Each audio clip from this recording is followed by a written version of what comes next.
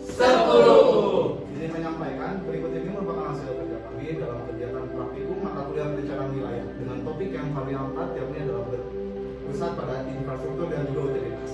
Kami ucapkan terima kasih kepada dosen pengampu serta juga pembimbing dalam praktikum perencanaan wilayah ini, yaitu Dr. Renat Andi, SPD MTMSC, dan juga Ibu Zahara Sita Iskandar, ST MPWK. Dan di kelompok 10 ini beranggotakan 9 orang, yaitu saya Anissa Purnamasari dengan NIM 230422. saya Arenawan Sirina dengan NIM 2304756. Saya Desemi Elisa Putri dengan NIM 2307194. Saya Isana Bulan dengan NIM 2304199. Saya Maulaya Saputri dengan NIM 2307157. Saya Marlena Paranita Dewi dengan NIM 2302162. Saya Lika Uli Kurnia dengan NIM 2300242. Saya Muhammad Sofil Al-Ghani dengan NIM 2301857. Saya Nando Rizky Paramadan dengan NIM 2309793. Untuk latar belakangnya yaitu adalah Kampung Wisata Baduy ini merupakan kawasan adat yang mempertahankan hidup selaras dengan alam, yang mana seiring dengan berkembangnya pariwisata budaya, hal itu membutuhkan peningkatan infrastruktur, tapi diusahakan tanpa mengorbankan alam itu sendiri. Nah, salah satu konsep yang cocok diterapkan pada Kampung Baduy ini adalah konsep Eco Village, yaitu adalah menekankan keseimbangan terkait antara pembangunan fisik dan juga kelestarian ekosistem ataupun ekologi. Infrastruktur ini contohnya seperti pengelolaan sampah insinerator, jaringan jalan, dan juga drainase. Selanjutnya terdapat kajian kami yaitu menyoroti pentingnya terkait drainase jalan, infrastruktur jalan, dan juga insinerator, yaitu untuk mengatasi hal-hal terkait utilitas dan juga infrastruktur yang menjadi tantangan dalam berkembangnya pariwisata di Kampung Baduy ini. Baik, untuk tujuannya yaitu adalah pertama, menganalisis kondisi existing infrastruktur dan utilitas yang ada di Kampung Wisata Baduy ini dalam konteks pengembangan konsep Eco Village. Dan yang kedua adalah merancang alternatif pengelolaan sampah melalui sistem insinerator sederhana yang sesuai dengan karakteristik lingkungan dan Kampung Baduy. Yang ketiga adalah menyusun konsep jaringan jalan dan drainase yang mendukung keberlanjutan lingkungan tanpa mengubah tatanan ruang adat yang ada di kampung ini. Untuk lokasi kajian praktikum kami yaitu berada di Desa Kanekes, tepatnya di Kampung Kaduketuk sampai Kampung Gajah. Untuk alat dan bahan yaitu menggunakan laptop, mouse, perangkat lunak ArcGIS, kemudian GPS atau Avenza Maps, dan meteran. Nah, untuk bahannya menggunakan Demnas, jaringan jalan, jaringan sungai, dan batas administrasi Desa Kanekes. Untuk diagram alil sendiri, yang pertama itu kami menyusun kerangka acuan kerja atau KAK, kemudian menentukan metode akuisisi data dan menentukan output. Selanjutnya adalah melakukan ground checking lapangan. Hasil dari ground checking lapangan tersebut menghasilkan data drainase, data jaringan jalan, dan data rekomendasi titik insinerator. Kemudian menghasilkan output peta perencanaan drainase, peta jaringan jalan, dan rekomendasi perbaikan jalan. Kemudian peta rekomendasi titik insinerator. Selanjutnya ada pembahasan drainase yang akan dibantu oleh dua teman saya yaitu Isan dan Kalila. Nah, untuk metode drainase ini menggunakan laptop, menggunakan software ArcGIS, Avenza Maps, kemudian data Demnas, data kontur dengan 5 meter, dan data batas administrasi serta data SHP sungai. Nah, untuk pembuatan peta drainase ini menggunakan yang pertama itu adalah akuisisi citra lapangan, kemudian pengolahan data dan digitasi batas drainase, kemudian nanti dicocokkan dengan hasil tracking di lapangan. Kita jelasin dulu ya gimana sih kondisi vegetasi atau tutupan lahan yang ada di suku Baduy ini. Nah, kalau di Desa Baduy ini atau di Kanekes ini itu vegetasinya masih sangat baik, jadi penyerapannya juga atau infiltrasinya itu masih sangat tinggi. Juga kalau untuk topografinya itu tuh berbukit-bukit, dari pokoknya naik turun lah segala macamnya, jadi kontur-konturnya itu bisa membawa aliran air menjadi lebih gampang dan lebih baik juga. Nah, kalau untuk di bagian utara itu ada Kampung Kaduketuk. Kalau misalnya di Kaduketuk itu dia itu masih dengan elevasi yang cukup tinggi. Jadi di titik tiga itu nanti dia mengalirnya itu ke arah luar Baduy atau misalnya di gerbangnya. Nah itu nanti ada drainase atau aliran air yang mengalir ke arah luar. Nah untuk ke bagian tengah itu ada kampung Gedung Jeruk. Nah itu sudah mulai turun. Nah di sebelah situ tidak terlihat adanya sungai. Jadi di kanan kirinya itu ada lembah atau misalnya jurang yang diindikasi bahwa di sana itu ada sungai. Jadi drainase itu bisa turun dengan alami mengikuti kontur atau elevasinya. Dan semakin ke bawah di bagian selatan itu udah ada kampung Balimbing, Ngarengo dan juga Gajebon. Nah itu adalah kampung-kampung dengan elevasi paling rendah. Nah di sana sudah dekat dengan sungai sehingga drainasenya juga langsung terkumpul dan terbuang atau terlimpas ke sungai. Nah kalau di sana itu keadaan drainasenya itu cukup dengan parit-parit yang ada di sekitar rumah saja, tidak ada drainase yang khusus karena tadi elevasi yang sudah mumpuni dan juga penyerapan yang masih baik. Jadi yang dilimpasi ke sungai juga tidak terlalu banyak karena masih banyak air hujan yang teresap. Baik, untuk desain drainase ini yaitu menyesuaikan terkait topografi dan juga kondisi geografi, di mana kami mengikuti dari elevasi tertinggi dan juga aliran drainasenya menuju ke elevasi terendah supaya aliran drainase ini bisa tersalurkan kepada sungai ataupun lembah. Terus juga di Kampung Baduy ini terdapat drainase yang sudah memadai dikarenakan mereka tidak terlalu menggunakan drainase untuk mencegah banjir, akan tetapi hanya untuk tidak ada genangan di sekitar rumah. Sudah terdapat fungsi drainase ini lebih sebagai aliran mikro karena daerah sekitar Kampung Baduy ini mempunyai resapan air ataupun infiltrasi yang tinggi sehingga tidak mudah untuk banjir. Sudah terdapat diperlukan adanya perhitungan debit air supaya kami bisa mengetahui terkait ukuran dari drainase ini agar bisa menampung volume air tersebut. Nah, setelah aspek drainase, selanjutnya adalah pembahasan mengenai aspek sampah. Kita mulai dari kebiasaan masyarakat Baduy terlebih dahulu dalam mengelola sampah.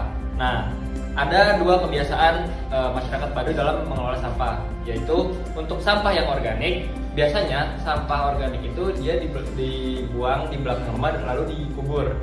Tapi untuk sampah yang non organik, biasanya masyarakat Baduy itu entah di belakang rumah ataupun di mencari tempat yang agak luas, mereka biasanya membakar sampah tersebut gitu. Dan oleh karena itu, dengan kebiasaan masyarakat Baduy yang bisa memilah organik dan juga anorganik gitu ya, kami merekomendasikan untuk menggunakan insinerator sederhana untuk sampah anorganiknya gitu ya. Nah, insinerator sendiri itu merupakan suatu fasilitas sampah yang membakar suatu sampah dengan suhu tinggi gitu ya. Nah, untuk insinerator sendiri tentunya memiliki kelebihan dan kekurangan. Untuk kelebihannya karena insinerator membakar sampah, jadi bisa lebih menghemat lahan untuk TPA. Nah, kemudian karena dibakar juga prosesnya lebih cepat dan juga mengurangi risiko penyebaran penyakit. Nah, kemudian untuk kekurangannya, karena insinerator sendiri perlu teknologi yang sangat tinggi gitu ya, sehingga biayanya juga sangat mahal gitu. Nah, kemudian karena dibakar, insinerator bisa menghasilkan emisi yang berbahaya dan juga menghasilkan logam berat. Nah, kedua kekurangan tersebut bisa terjadi apabila teknologi yang digunakan kurang optimal untuk insinerator. Selanjutnya merupakan peta lokasi penentuan insinerator dengan total 6 titik rekomendasi insinerator yang tersebar dari dusun Gazebo hingga dusun Kaduketuk. Untuk penentuan lokasi insinerator ini didasari dari lokasinya yang terbuka dan juga sering digunakan oleh masyarakat untuk membuang sampah. Selanjutnya, pada kegiatan praktikum ini kami akan juga membahas terkait dengan aspek jaringan jalan.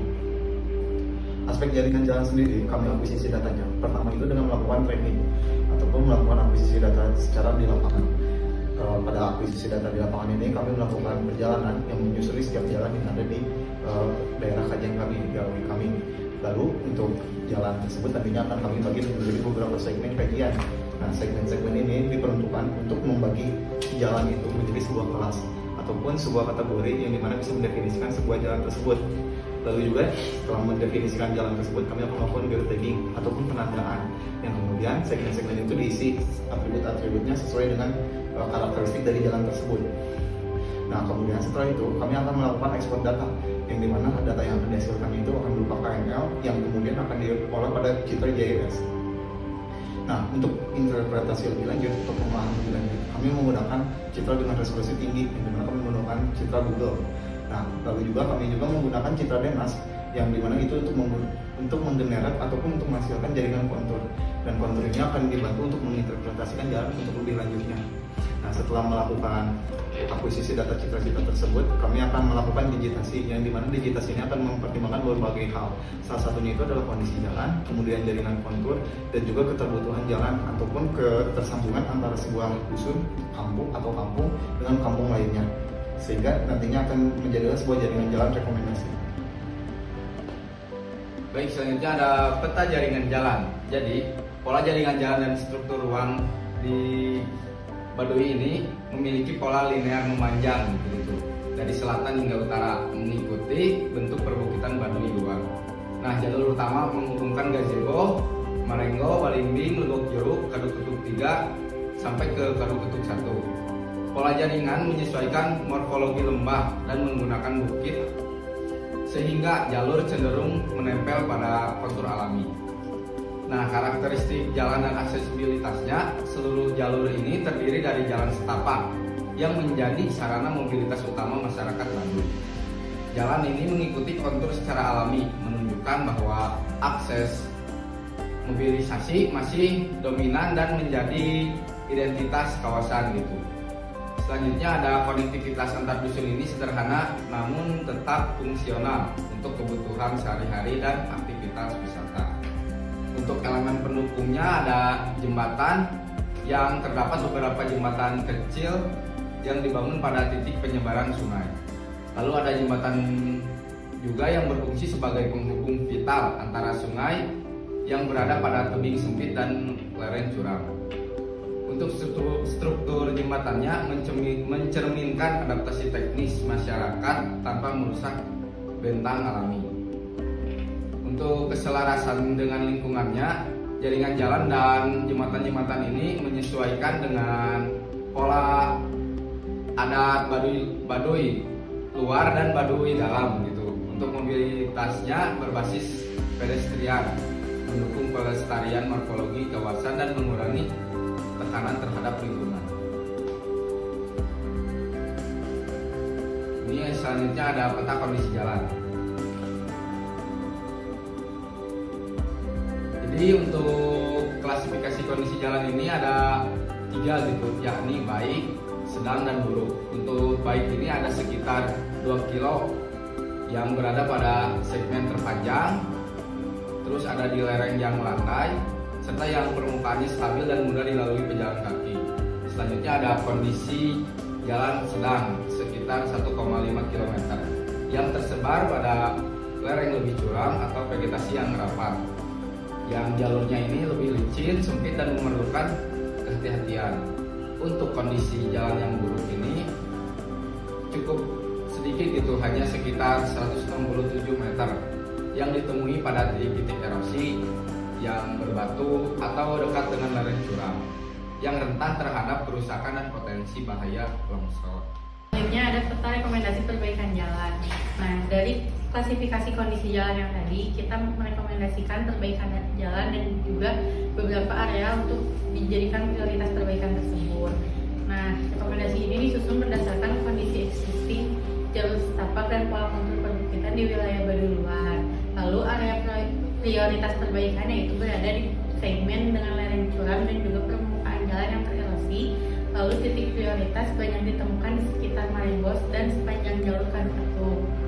Lalu untuk arah rekomendasi perbaikan jalannya, kita ingin hanya menggeser atau meluruskan jalur pada titik rawan agar mengikuti kontur yang lebih landai, mengurangi risiko longsor dan erosi, dan juga meningkatkan keamanan dan kenyamanan pejalan kaki juga wisatawan.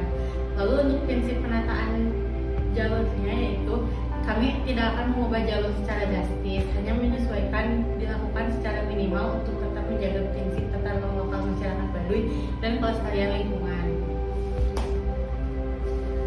kami juga merumuskan desain perbaikan jalan yang dimana desain ini bisa dikatakan cukup sederhana gitu. Pada dasarnya desain ini adalah perbaikan, maka dari itu kami tidak akan merubah secara keseluruhan. Yang dimana desain ini menonjolkan adanya keluasan ataupun perluasan dari sebuah jaringan jalan yang sudah ada di kampung wisata Baduy. Yang dimana pada perumusannya itu sekitar 4 meter ataupun 4 meter secara horizontal, yang dimana itu bisa dilalui oleh 4 orang secara satu baris gitu. Maka dari itu nantinya volume wisatawan itu bisa lebih banyak, dan juga apabila dilalui oleh wisatawan itu bisa lebih kondusif ataupun lebih santai, lebih enak gitu. Dan juga untuk si perbaikan jalan ini juga akan dilengkapi oleh sebuah drainase di pinggirnya, di mana setiap jaringan jalan yang kami rumuskan ini memiliki as jalan yang lebih tinggi gitu, sehingga diharapkannya aliran air itu akan bergeser ataupun berpindah dari jaringan jalan ke drainase yang sudah disediakan. Lalu juga untuk konsep untuk jaringan jalan yang bersifat tangga ataupun menaiki sebuah bukit, kami juga kurang lebih sama seperti desain jaringan jalan sebelumnya. Namun bisa dikatakan luasan dari si desain jalan ini lebih sempit gitu, dikarenakan memang karena kontur ataupun kontur dan topografi dari kampung wisata Baduy ini cukup menarik dan juga beragam.